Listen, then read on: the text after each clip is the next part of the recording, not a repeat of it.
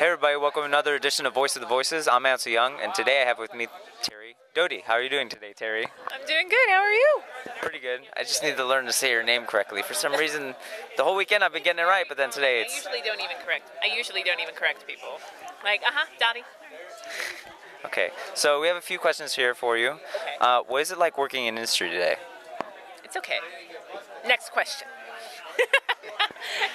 It's pretty damn cool, actually. Very lucky, like here at this convention, you know, signing cool things like lots of DVDs and lots of wall scrolls and all that, like a lot, like an insane amount. I'm making fun of him. I don't know what she's talking about. But yeah, no, it's pretty freaking rad. So I want to keep doing it. It's been about 7 years so far. So now we have a couple show questions for you. I know you were the director on this, as well as starring in the show as well. You were one of the main characters. Shikabane Hime, what was it like working on that? Oh man, I remember kind of getting that because of my love of horror. I also worked on it with R. Bruce Elliott and J. Michael Tatum as far as directing. And it was pretty rad. I like gore, and it still had, you know, that kind of element, but I got to work closely with Aaron Dismuke, and I believe this was his first lead since Full Metal Alchemist, so he was excited to, you know, show after, you know, he hit puberty what he could do and all that, and he was a pain in the butt, but it was fun. Another show you were ADR on, Baka and Test, what was it like working on that series? Exhausting. I think that was my first, well, I did Big Wind Up, but it was my first, like, real comedy. It's a show for fans of video games, of anime. It's for them, and when I first kind of did research on it, I thought it was kind of what you would consider maybe typical, like, all right, it's a setup, but it's so much more than that, and it's really high energy, and I love it. I love it. Now, if you could be any of the characters you played in shows, etc., who would it be? And feel free to mix and match multiple characters and their characteristics. Let me see. I'll stick away from the men, because that's weird, I guess. Although I've seen some amazing Frankie cosplay. I'm like, no, I would never do that. Maybe Virgo from Fairy Tail in this current arc. Believe it or not, she has a little more clothes on than she normally does. And she's a little more bossy, so I guess that's me. Where the normal Virgo is sweeter, although really into getting punished. She'll get there someday. But Alice Kiriki from Okami-san is basically me. So there's no character development whatsoever. But I really have been enjoying Chutaro Kumo from Laughing Under the Clouds. I wish I had his positivity. That's the main thing. He's going through a bit of a character arc right now where he's down in the dumps, but he just has this energy to him that I envy. Now, speaking of Fairy Tail, what is it like working on Fairy Tail?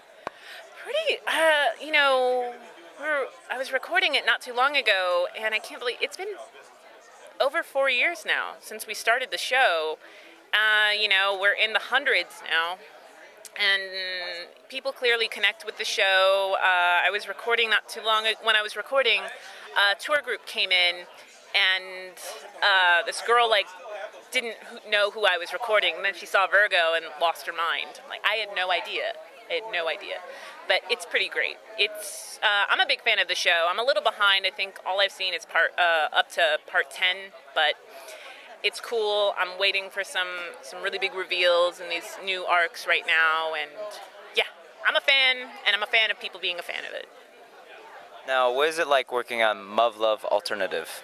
I know it's your first Sentai role you've worked on, and I know they do things a little bit differently there. They don't use beeps. So what was it like doing that? At first, I just really enjoyed, or was very grateful that Kyle Jones, who's the director on that show, was very patient with me. Like, sometimes he'd be like, are you waiting for beeps? You're still waiting for beeps, aren't you? Like, no. Sorry, I'm getting distracted here. Like, who's Bernice?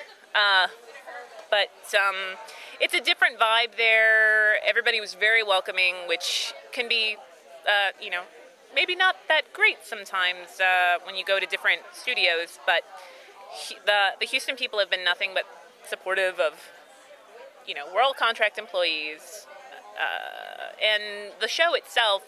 Teresa is unlike any character I've ever played, and luckily, whenever I recorded, the person I play off the most is Jay Hickman, who Monica Rial describes as basically the Houston's J. Michael Tatum. And I'm like, okay, I know exactly what that means now, and he was already recorded, and he kept making me laugh, and I'm looking forward to seeing it. I still haven't seen it, though. It's a good show. Yeah, it is a good show. I've started watching it. Just got the box set a little bit early.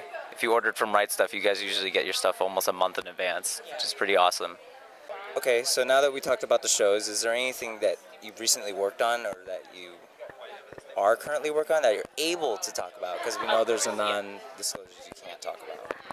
Well, the big one right now is Laughing Under the Clouds.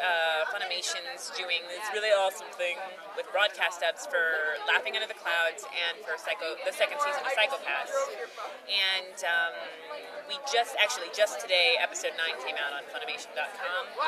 And so you can see the sub anytime, but the dub premieres every Saturday at 11:30 our time, Central Time. And so that's the big one right now. And it's pretty awesome. So there's that. I'm sure there's more Fairy Tale coming. I need to catch up.